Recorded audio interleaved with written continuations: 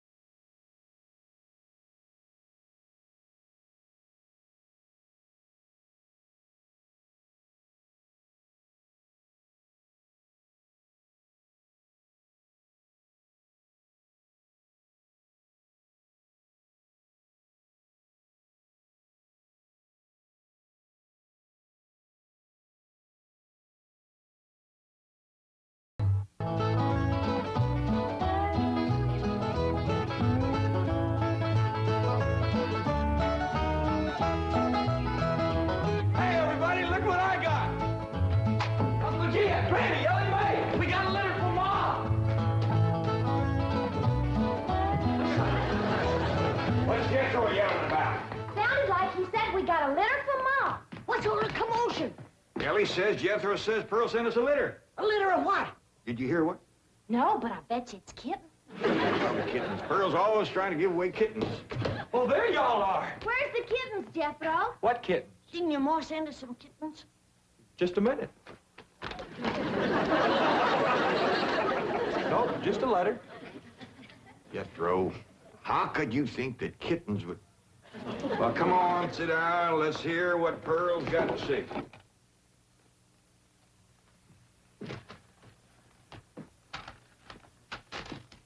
Dear son and kinfolk, I take pen in hand to say we are all fine back here. How are you all out there? Just fine, Pearl. That's right. Jethro, I hope you are making good marks in school out there. Ma thinks I'm going to school. Are you in the 5th grade like you would be here? Doggies, Jethro, I clean forgot about putting you in school. We're going to have to get you started today. Can I go too? Well, now, I think Miss Hathaway's got plans to put you in some girls' school. Can I go too? Jethro, I just said it was a girls' school. That's why I want to go. I like girls. I don't. Let's get finished with the letter. After that, we'll take care of school. Your sister, Jethrine, had a narrow escape. A city dude tried to take advantage of her. What does that mean, Paul? Well, well, Granny will explain that to you later. Tell us more about the city dude, Jethro. His name is Jasper He. Jasper He. That's a funny name. Oh, there's a dot in there. His name is Jasper. He wears patent leather shoes and spats on them. Don't sound too neat, does he? He seen your sister at the cabin when I went there to keep an eye on it for Cousin Jed. I know what Pearl went there to keep an eye on. Mr. Brewster. Well, now, Granny, Pearl's a widow woman. She got a right to look. I ain't knocking it. I got my eyes open myself. At first, I thought the city dude worked for Mr. Brewster, so I drove back out to the cabin to give him a piece of my mind. I could put a bug in that Mr. Brewster's ear. Look out for feathers. Feathers? The more Pearl has her eye on a man, the more feathers she sticks in her hat. That's right. 3 and 8 came in flowing 2,000 barrels a day. And it looks like the news strike's going to be even better. There's no doubt about it. This is one of the richest pools we've ever hit. Yep, everything from here is good news.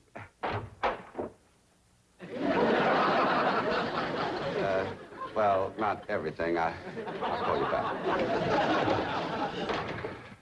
Mrs. Bodine, this is a pleasant surprise. Well, thank you. Although you might not think it's so pleasant when you hear what I have to say. Oh? One of them oil fellas working for you has made advances to my daughter.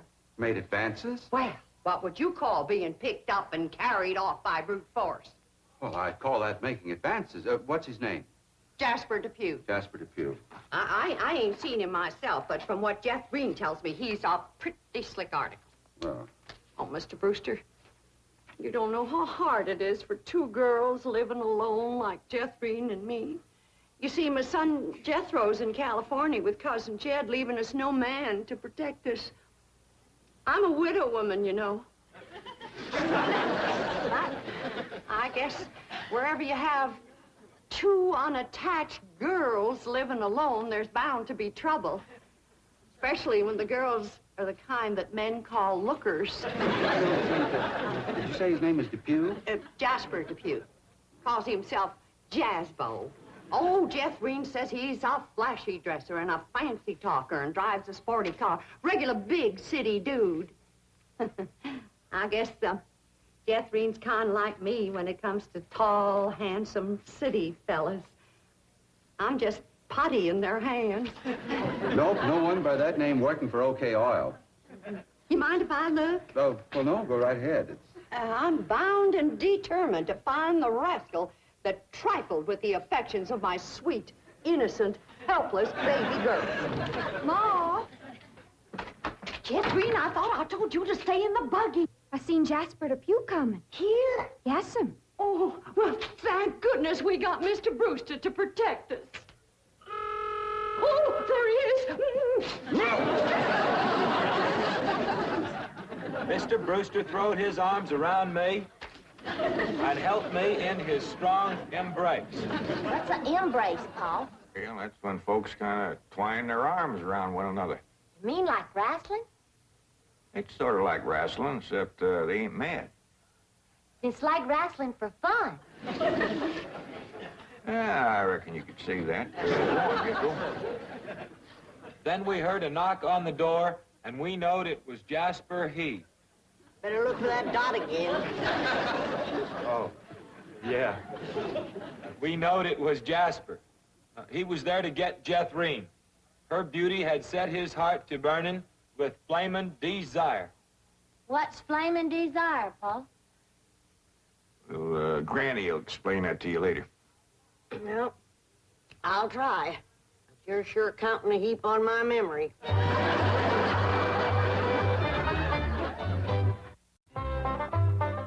Read on with your Ma's letter there, Jethro. Yeah, it's getting good. One city fella's got his arms around Aunt Pearl, and another's waiting at the door to grab Cousin Jethrine. My only thought was to save my daughter, so I tore loose from Mr. Brewster's embrace.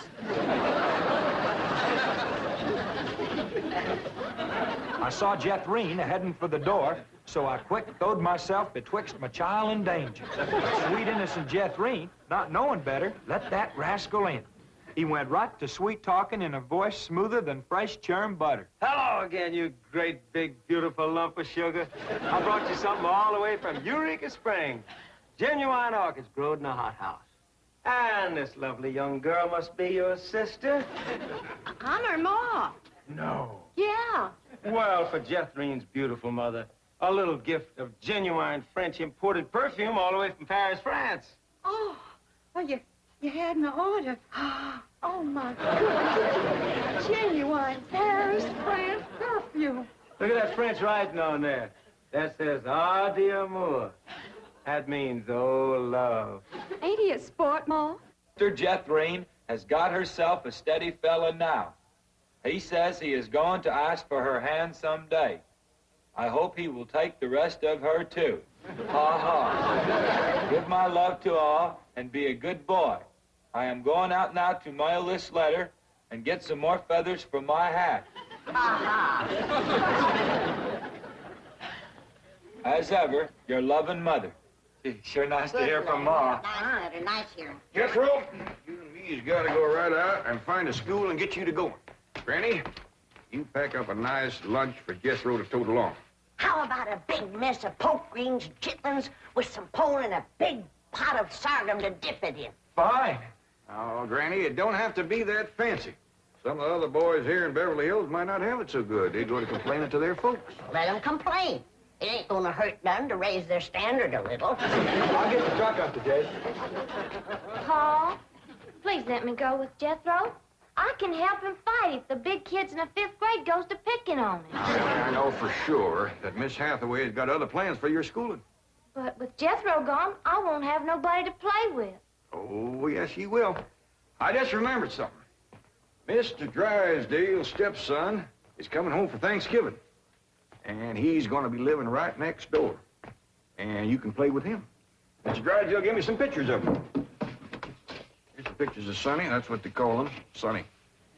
He's been going to a lot of schools, and you ought to know some real good games to play. Ain't he something? Yeah, but what? School, all right. Millicent, Schuyler, and Potts. I reckon them three is the teachers. 3 teachers. Must be awful big school. I'll say. Well, let's go in there and get you started. There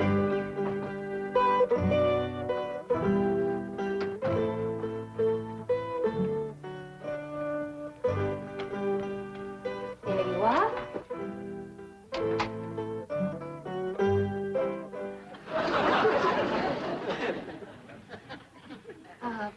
May I help you? Well, reckon maybe you can. Diana, someone has parked a most disreputable-looking vehicle outside my window. Perhaps it was these gentlemen. Oh?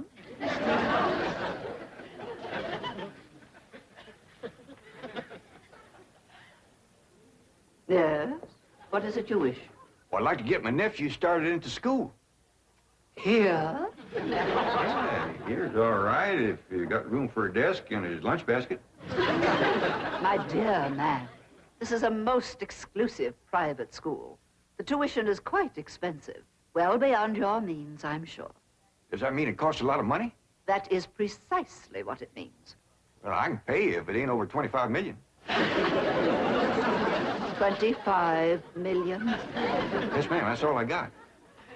dollars? Yes, ma'am. In cash. Yes, ma'am. This is obviously a practical joke perpetrated by one of my envious competitors. What is your name?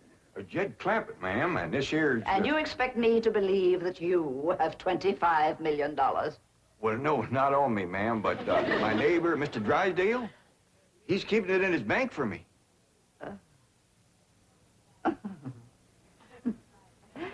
Get me Melbourne Drysdale at the Commerce Bank. You see, it just so happens that Mr. Drysdale holds the mortgage on this school, so we are very well acquainted. Hello. I'd like to speak to you. Now, if you wish to admit that this is a hoax and be on your way, we will forget the entire incident. Otherwise, you may be liable to some sort of action for invasion of private property and impersonating a millionaire. Mr. Drysdale is coming on the line now. Thank you. This is your last chance, Mr. Clampett. My next call will be to the police. Very well. Mr. Drysdale, Millicent Schuyler Potts here. Come in, come in, come in, come in. Thank you, ma'am. Diana, tea for these gentlemen. Crumpet? Oh, no, ma'am, Clampett. Tea, Diana. Use the Spode tea set. Well, sit down, sit down, sit down, sit down. Just the 2 of us. Ellie Mae and Granny didn't come. Yes, well, do make yourselves comfortable. Mr. Drysdale's exact words to me were, well, never mind his exact words. Apparently he values your friendship greatly, and Mr. Drysdale is a very important mortgage. Man. But now then, shall we talk about your youngster who's entering our 5th grade? What is his name? Jethro Bodine. Bodine? Jethro. No, ma'am. Jethro Bodine. We always put the last name first. Now, male, of course. Yes, ma'am. Just got a letter this morning. Date of birth? December the 4th. Year? No, ma'am. Back home. We only been here a few weeks. Perhaps you should answer the questions for our vital statistics. Now, we need to know the complete birth date, which in turn gives us the exact age. Now, we have December 4th, and judging from the fact that your nephew is entering the 5th grade, I would surmise that the year is, 51 or 52. Am I correct? Oh, Jethro ain't near that old. And in the 5th grade? Why, that's wonderful. Well, perhaps we have a budding genius on our hands. Archie! I'll pour. Oh, Diana, I'd like you to bring me one of our boys' uniforms to show these gentlemen. A 5th grade size. No, on second thought, you'd better make it 3rd grade. He's younger than average. Mrs. Pope. We require that all of our students wear identical uniforms. It makes for less friction that way. Otherwise, the boys of millionaires are apt to be taunted by the really rich. I bet you Jethro will look right good in a uniform. He can't wait to be a soldier. Yes, many a young lad is like that. However, our uniforms do not reflect any militaristic design. No, rather, we strive for something gay, attractive, and smart. Oh, there you are. Charming, isn't it? Now, you take this home and have Jethro wear it when he comes to school in the morning.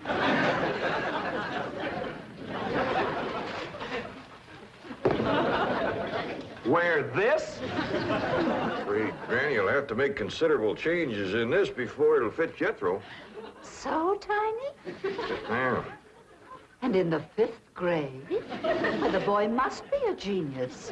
Well, you may be very sure that we will bring him out. Where is this? He'll bust out. Now then, how do you gentlemen like your tea? We don't know, ma'am. We ain't tasted it yet. Oh, you are the fun-loving one, aren't you? Yes, ma'am.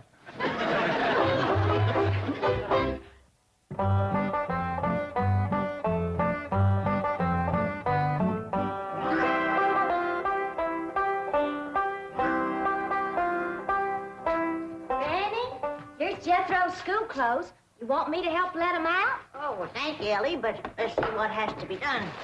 Maybe they fit him already. That's supposed to be a hat? I reckon so. What's that? Well, Jethro said it stands for POTS. Pots? That's the school he's going to. Pot school. Hell, he'll be learning a good trade. If there's something folks always needs, it's pots. Jethro can make you some dandy new ones once he catches on to it. And Sam Hill is supposed to wear that. Well, Jethro, I reckon. Jethro couldn't have wore that at 3. Well, Paul said it'd take some letting out. Letting out? There ain't enough seams in the whole world to let that out. How's it going, Granny? Are you getting my uniform already? Jethro Bodine? No, Granny. Over to school, it's Bodine Jethro. Ellie Mae, leave the room. You got no shame running around here in your underpants? Granny, these ain't underpants. They swimming trunks. You wrap that towel around you before I cut a switch. But Granny, Miss Hathaway says... I don't care who says what. I'll be glad when your ma gets out here to take you in hand and to make you some school clothes. These things ain't never gonna fit. But Granny, I gotta have these in the morning.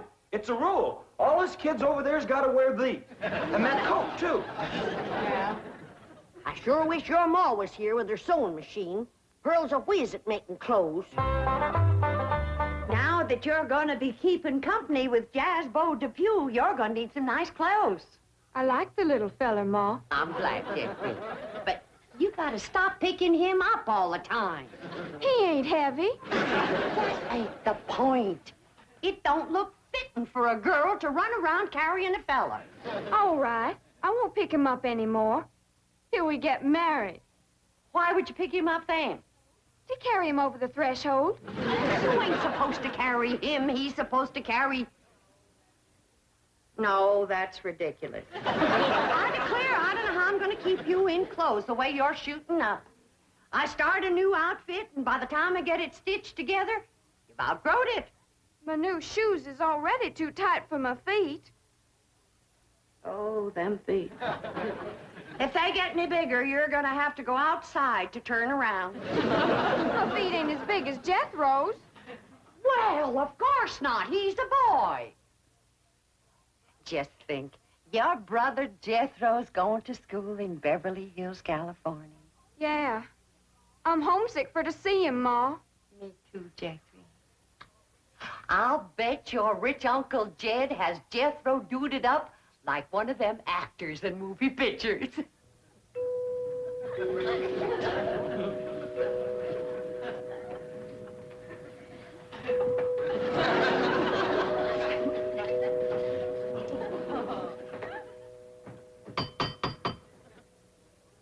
Dang, if Jethro ain't right. Every time that music plays, somebody comes to the door. Good morning. Good morning. Surprise. Good morning, Miss Potts. I decided to come by and drive our diminutive genius to school myself. What? Your nephew, Jethro. Oh, yes, ma'am. Jethro! Come on down here. You got to ride to school. Well, that's mighty nice of you, ma'am. Oh, tut. I'm going to give the boy my personal special attention. I feel that when one... Well, howdy there, Miss Potts. You come to take me to school? You betcha she is. Now, I want you to be a good boy, make good marks so your ma will be proud of you. This is your nephew? Yes, ma'am. You met him yesterday, remember? Of course, he does look a mite different in his uniform. Granny had a time getting it to fit, but she done it. You are in the 5th grade? Oh, yes, ma'am. Just finished 3 years in the 4th. But I can't. It's impossible. Oh, that ain't nothing. He got through the 1st grade in only 2 years. Under no circumstances can I allow this. Well, say, here comes Mr. Drysdale. I reckon he's coming to see Jethro off to school. Come along, Jethro. But take off. This is the way we go to school. This is the way we go to school. Is Jethro's lunch? Oh, Jethro, you forgot your lunch. Now, Jethro, you share your grits and fat back with Miss Potts today.